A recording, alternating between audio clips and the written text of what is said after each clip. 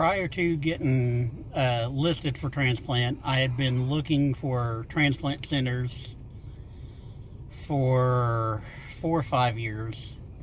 It's a very long process, a lot of paperwork, a lot of tests to be done.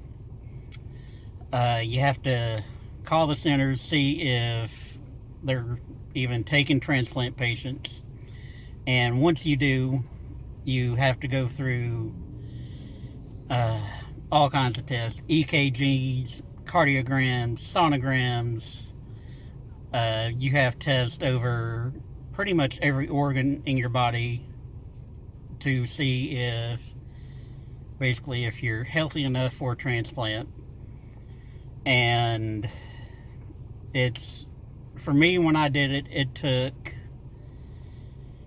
I think it was either 4 or 5 days straight of testing, between blood work and all the tests, plus talking to doctors, nurses, psychologists, psychiatrists, nutritionists, mental health professionals.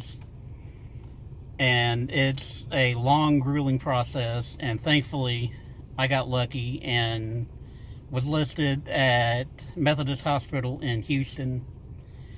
And from when I was listed to when I was transplanted was about 10 days, which was extremely lucky on my part. Usually it can take years to get listed and to get transplanted, and there's a good number of people who are unfortunate and do not get transplanted in time and end up passing away. And as far as the time frame from the time that you were actually told that you had received your liver, or that they offered you your liver, to the time that you actually woke up from surgery, how long was that? I got offered the liver at, I think it was early in the morning, 4 or 5 o'clock in the morning. And when I woke up, it was the 17th at, I think it was like 10 or 11 o'clock at night. So it was, my surgery ended up lasting 2 days. Part of one day, they had to come back the next day and finish it. And I woke up probably 36 hours after I originally got the call. That's quite a long time. I know when I got the call that he did receive his liver, it was way early in the morning, and it was very difficult because I couldn't get down there for a couple days because of work. So it was very nerve-wracking waiting for his mom to call me and say that he had actually got the transplant itself. So it was very stressful, to say the least. And once you got your transplant and were released from the hospital, what sort of aftercare did you have to do from leaving the hospital up until, let's say, a year after your transplant? Once I got the transplant, I was in the hospital for, I think, 15 days after the transplant. A lot of that time was recovering. The transplant itself is extremely taxing on the body. It took probably a week before I was even allowed out of bed. Once I did, it was just doing a lot of blood work. That was mainly what I did in the hospital, was homework or blood work and relaxing, trying to get my strength back. Once I was released, I had to stay a month in Houston. So if anything happened, I was close enough that I could get to the hospital in a very quick time. I stayed in Pearland, which was 15 or 20 minutes away from the hospital. I came back 3 times a week for the first month.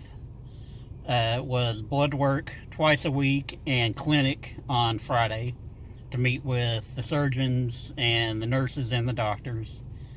And basically, they just checked how I was feeling, checked blood work, checked medication, make sure I was taking everything right. And once I got released, finally came back home, I had to follow up with a transplant doctor.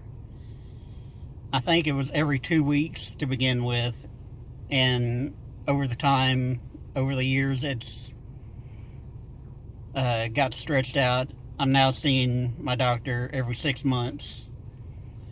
The first year, I guess, is a lot of uncertainty because there's always a big chance of rejection. And that's pretty much the biggest thing you have to worry about, or infection, getting sick. So the first at least 6 months you try to not go anywhere unless you have to go to the doctors and back.